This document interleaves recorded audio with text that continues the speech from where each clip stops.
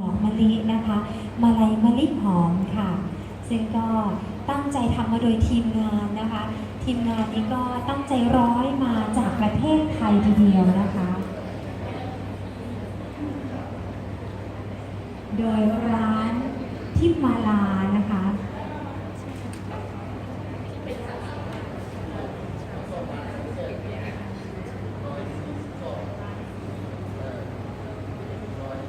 โดยน้องตุ๊กแล้วก็ร้านทิพมาลาพร้อมทั้งเครื่องหอมนะคะแล้วก็ยารักษาโรคด้วยซึ่งนำมาน้อมถวายเป็นสังฆทานแด่หมู่สงฆ์